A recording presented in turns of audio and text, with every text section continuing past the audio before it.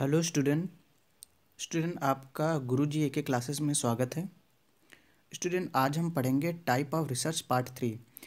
Part 1 और part 2 आपके पहले ही वीडियो बन चुके हैं और आप उसे प्लेलिस्ट में जाकर के देख सकते हैं। और उसके साथ साथ रिसर्च की परिभाषा क्या होती है, उसकी डेफिनेशन क्या होती है, इसका भी वीडियो लिंक पड़ा हुआ है, आप प्लेलिस्ट में जाकर के देख सकते हैं। स्टूडेंट आज हम लोग पढ़ेंगे इम्पॉर्टेंट टाइप पढ़ेंगे अनुसंधान के प्रकार। और यूजीसी नेट के एग्ज़ाम में अनुसंधान के प्रकार पर क्वेश्चन 100% आता है। एक दो क्वेश्चन तो आपके रखे ही रहते हैं। इनमें प्रायः दो प्रकार के क्वेश्चन बहुत ज़्यादा पूछे जाते हैं। एक आपका पूछा जाता है एक्स पोस्ट फैक्टो, एक टाइप होता है एक्स पोस्ट फैक्टो होता है, और दूसरा होता है आपका एक्शन रिसर्च। क्या होता है? Action research. ठीक है, तो स्टूडेंट दोनों जो आपके रिसर्च टाइप है उनको पढ़ना बहुत ज़रूरी है। चलिए आज हम एक्शन रिसर्च के बारे में पढ़ेंगे, और ये रिसर्च सबसे ज़्यादा पूछे जाने वाला रिसर्च टाइप है।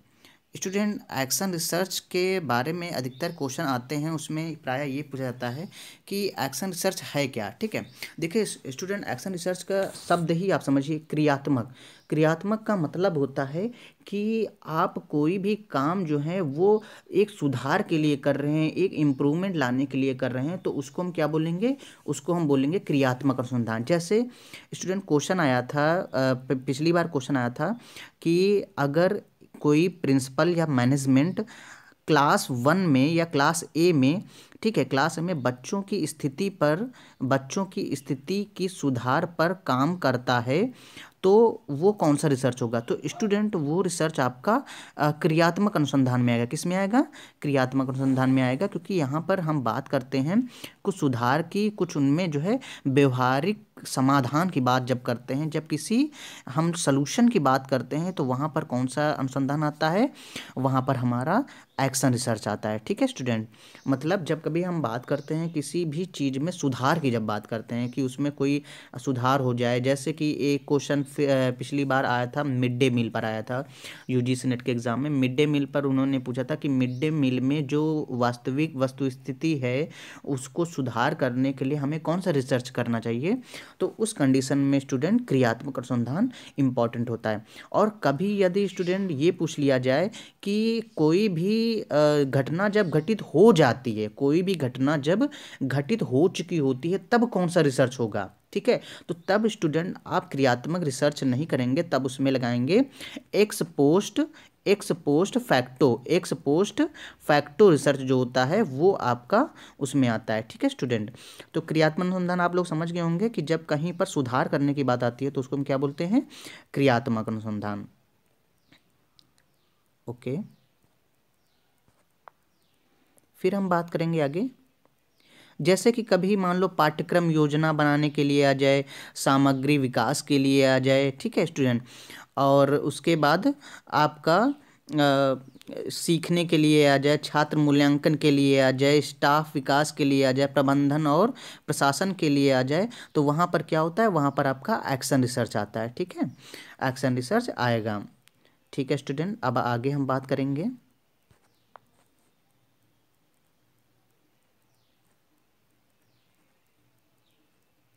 स्टूडेंट ये क्वेश्चन क्रियात्मक अनुसंधान के चरण, ये बहुत ज़्यादा पूछे जाने वाला क्वेश्चन है कि क्वेश्चन में आपसे पूछ देते हैं आपको इसके मुख्यतः 4 चरण होते हैं। कितने चरण होते हैं स्टूडेंट? इसके मुख्यतः 4 चरण होते हैं। ध्यान से देखिए, आप जूम कर सकते हैं। इसमें 4 चरण में क्या होता है कि क्वेश्चन जब पूछेंगे तो क्वेश्चन में वो पूछते हैं कि 4 आपको ऑप्शन दे देंगे: प्लानिंग स्टेप, एक्शन स्टेप, ठीक है, रिफ्लेक्टिव स्टेप और डेवलपिंग स्टेप। ये चारों आपको जो है क्रम के अनुसार नहीं देंगे, उनको ऊपर नीचे करके देंगे, और आपसे ये कहेंगे कि आप क्रियात्मक अनुसंधान के जो चरण हैं उनको अरेंज कीजिए। ये क्वेश्चन स्टूडेंट करीब 3 से 4 बार पूछा जा चुका है यूजीसी नेट के एग्ज़ाम में। तो सबसे पहला जो क्रियात्मक अनुसंधान का स्टेप जो होता है वो होता है प्लानिंग स्टेप। क्या होता है स्टूडेंट? प्लानिंग स्टेप होता है, ये सबसे इंपॉर्टेंट है, सबसे शुरुआती चरण। उसके बाद जब हम एक्शन रिसर्च के में प्लानिंग कर लेते हैं, उसके बाद फिर हम क्या करते हैं, सेकंड जो आपका चरण आता है वो होता है क्रियात्मक सोपान या एक्टिंग स्टेप। ठीक है, एक्टिंग स्टेप के बाद स्टूडेंट तीसरा जो चरण होता है, ध्यान से देखिएगा, इसमें जो एरो बने हैं उसके हिसाब से चलिए। तीसरा जो स्टेप होता है वो होता है विकासोन्मुख सोपान। क्या होता है? विकासोन्मुख सोपान आपका डेवलपिंग स्टेप होता है। और स्टूडेंट इसके बाद जो चौथा स्टेप होता है वो हमारा होता है चिंतन सोपान। कौन सा होता है? चिंतन सोपान या रिफ्लेक्टिव स्टेप। ठीक है, इसके बाद चौथा कौन सा होता है? चिंतन सोपान या रिफ्लेक्टिव स्टेप होता है। ठीक है स्टूडेंट, उसके तो ये आप लोग चार समझ गए होंगे, बहुत आसान है इनको समझना। क्रियात्मक अनुसंधान के चार चरण होते हैं, जिनमें पहला होता है प्लानिंग स्टेप, दूसरा होता है एक्टिंग स्टेप, तीसरा होता है डेवलपिंग स्टेप और चौथा जो होता है वो आपका रिफ्लेक्टिव स्टेप। ठीक है, ऐसे करके आ जाएंगे, आपको इन्हीं को अरेंज करके ही पढ़ना होगा, 1 2 3 4 करके आपको इनको पढ़ना होगा। सबसे पहले ये, फिर ये, और उसके बाद तीसरा डेवलपिंग, फिर चौथा आएगा चिंतन। ठीक है स्टूडेंट, अब हम आगे चल के बात करते हैं। क्रियात्मक अनुसंधान आप लोग समझ गए होंगे, जब कभी इम्प्रूवमेंट की बात आए या किसी सोल्यूशन की बात आए तब वहाँ पर होता है क्रियात्मक अनुसंधान। स्टूडेंट धीरे धीरे आप समझने का प्रयास करिए। ठीक है स्टूडेंट, धीरे धीरे प्रयास करिए और हम आपको ज़्यादा से ज़्यादा समझाने की कोशिश करेंगे। और अगर आपको समझ में थोड़ा बहुत दिक्कत आती है तो आप जो है कमेंट बॉक्स में कमेंट करके पूछ सकते हैं। ठीक है, अब हम बात करेंगे वेरी वेरी मोस्ट इम्पॉर्टेंट प्रायोगिक अनुसंधान। ठीक है, प्रायोगिक अनुसंधान जिसको हम एक्सपेरिमेंटल रिसर्च कहते हैं, और ये अनुसंधान सबसे ज़्यादा महत्वपूर्ण है। वैसे तो सारे अनुसंधान के प्रकार जो हैं वो अपने आप में ही महत्वपूर्ण है, लेकिन ये जो आपका प्रायोगिक अनुसंधान है ये सबसे ज़्यादा इम्पोर्टेंट है, क्योंकि ये जो प्रकार होता है ये आपका लैब में, ठीक है, यानी ये आपका प्रयोगशाला में किए जाने वाला प्रकार है। ठीक है, प्रयोगशाला में प्रयोग किए जाने वाला प्रकार है, और ये ज़्यादातर आपको साइंस के एरिया में प्रयोग किया जाता है। ये स्टेप जो होता है आपका साइंस के एरिया में ज़्यादा प्रयोग होता है। यानी कौन सा रिसर्च होगा? वो होगा क्वांटिटेटिव टाइप। ठीक है, क्वांटिटेटिव टाइप के जो रिसर्च होते हैं, मात्रात्मक जो रिसर्च होते हैं, वहाँ पर ये विधि सबसे ज़्यादा यूज की जाती है, प्रयोगात्मक अनुसंधान।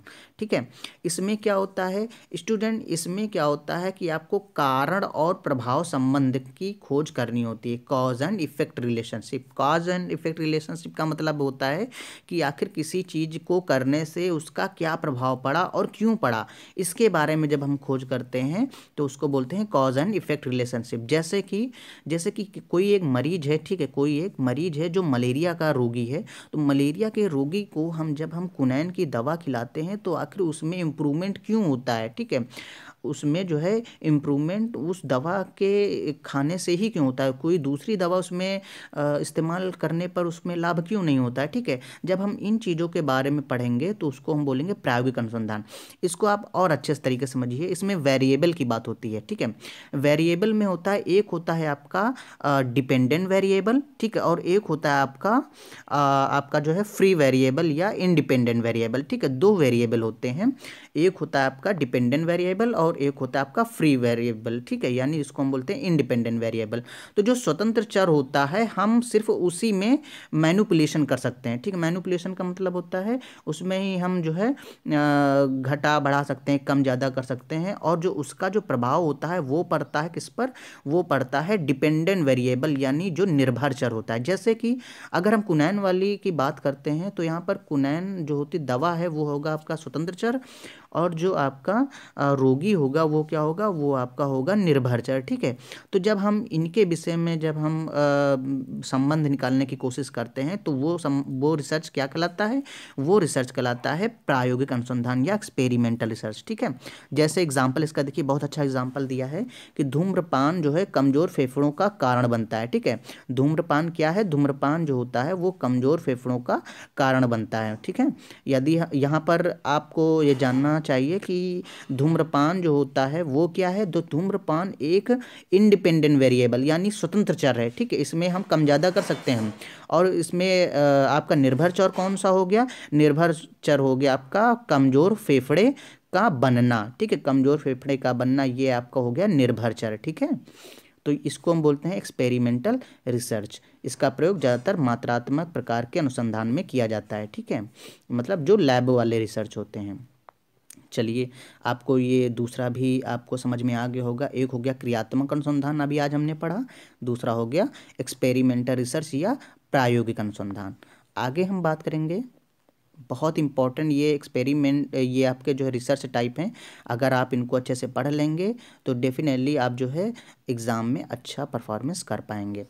अब हम बात करेंगे मात्रात्मक अनुसंधान के बारे में या आपका क्वांटिटेटिव रिसर्च, ठीक है। ये जो प्रकार है ये आपका प्रक्रिया के आधार पर अनुसंधान का वर्गीकरण किया गया है। दो प्रकार होते हैं, बहुत महत्वपूर्ण होते हैं, आप उनको बड़े आसानी से समझ सकते हैं। देखिए, दो प्रकार के अनुसंधान प्राय होते हैं प्रक्रिया के आधार पर अगर हम वर्गीकरण करते हैं। एक होता है आपका मात्रात्मक अनुसंधान यानी क्वांटिटेटिव रिसर्च, और दूसरा होता है आपका गुणात्मक अनुसंधान। क्या होता है? गुणात्मक अनुसंधान, ठीक है।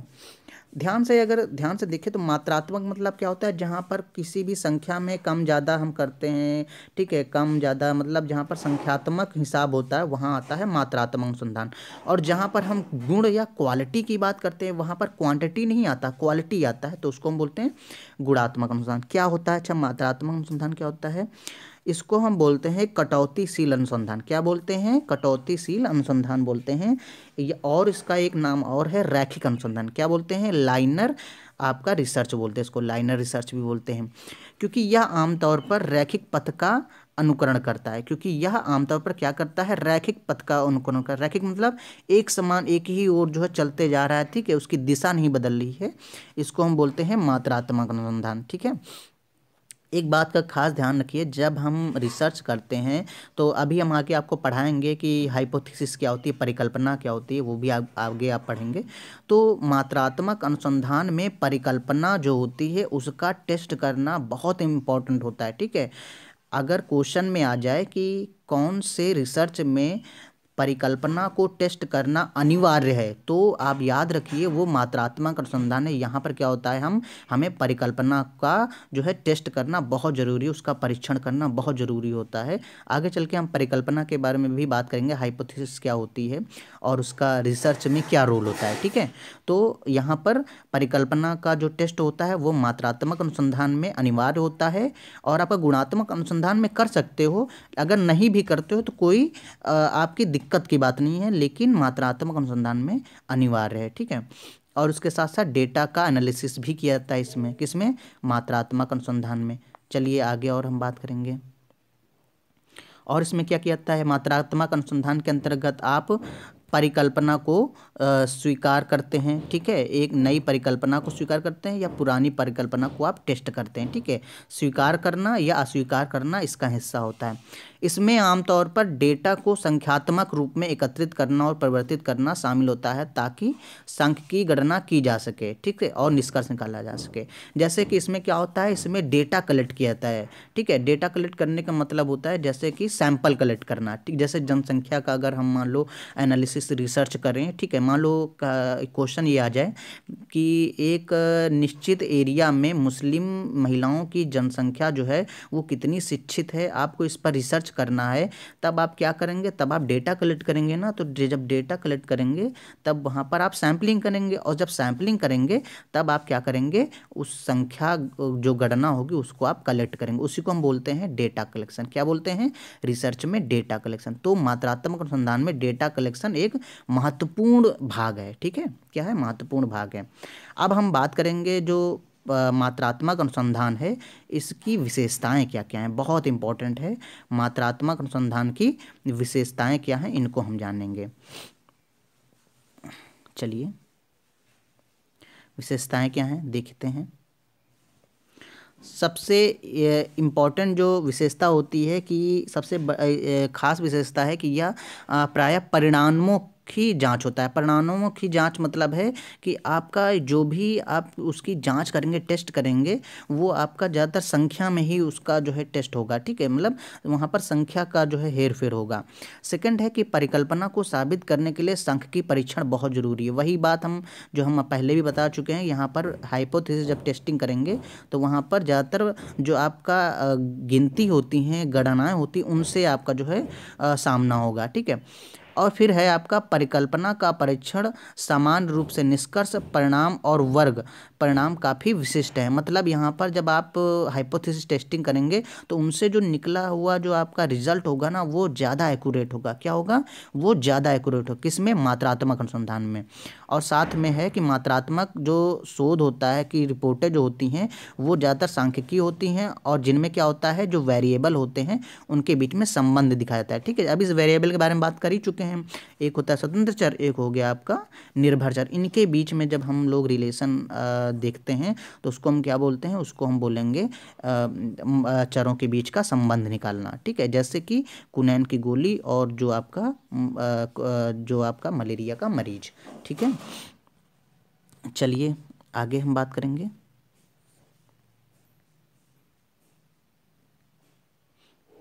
अब हम बात करेंगे नेक्स्ट जो आपका रिसर्च टाइप है गुणात्मक अनुसंधान। किसके बारे में बात करेंगे? गुणात्मक अनुसंधान के बारे में बात करेंगे। गुणात्मक अनुसंधान क्या होता है? देखिए बहुत ही अच्छा अनुसंधान का प्रकार है। ये जस्ट अपोजिट होता है मात्रात्मक अनुसंधान के। ठीक है, किसके अपोजिट होता है? मात्रात्मक अनुसंधान के अपोजिट होता है गुणात्मक अनुसंधान। इसमें क्या होता है कि शोधकर्ता जो होता है एक थॉट सोचता है, एक विचार के साथ अपना काम करना शुरू करता है और यह क्या करता है और यही जो विचार होता है वो प्रश्न में बदल जाता है और उसके साथ साथ ये क्या करता है धीरे धीरे करके वो एक रिसर्च के एक पैटर्न में सामने आने लगता है। ठीक है, एक रिसर्च के प्रकार के रूप में सामने आने लगता है। उसके बाद हम क्या करते हैं धीरे धीरे फिर हम वो कुछ रिसर्च की विधियाँ होती हैं गुणात्मक की, उनको हम जब अप्लाई करते हैं जैसे कि हो गया आपका ऑब्जर्वेशन। ठीक है, या फिर आपका इंटरव्यू मेथड हो गया। ठीक है, इनके माध्यम से क्या करते हैं हम वहाँ पर घटना का जो है अवलोकन करते हैं गुणात्मक अनुसंधान में और फिर धीरे धीरे क्या करते हैं हम एक निष्कर्ष पर पहुँचते हैं।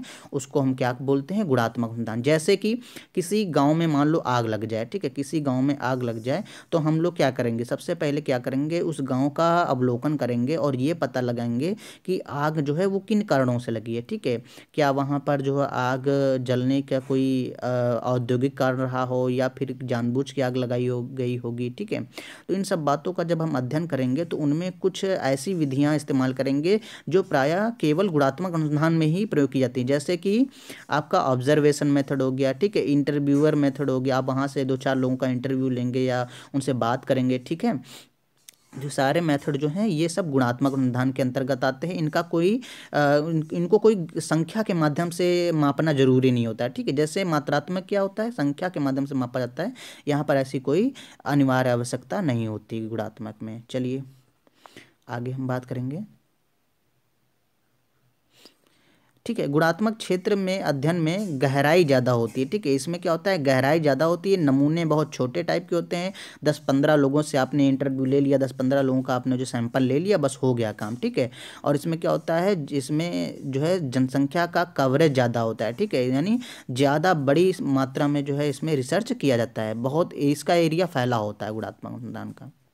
ठीक है, ठीक है स्टूडेंट, तो आज के हमने टाइप में हमने 3 महत्वपूर्ण रिसर्च के टाइप पढ़े। एक हो गया आपका मात्रात्मक अनुसंधान, एक आपका होगा गुणात्मक अनुसंधान, उसके बाद एक होगा आपका क्रियात्मक अनुसंधान। ठीक है, तो स्टूडेंट नेक्स्ट क्लास में हम और आगे का जो पढ़ेंगे। ठीक है, आगे जो रिसर्च टाइप होगा तो वो पढ़ेंगे, नहीं तो हम लोग नेक्स्ट का पढ़ेंगे। ठीक है, तो आज के लिए बस इतना ही। Thank you.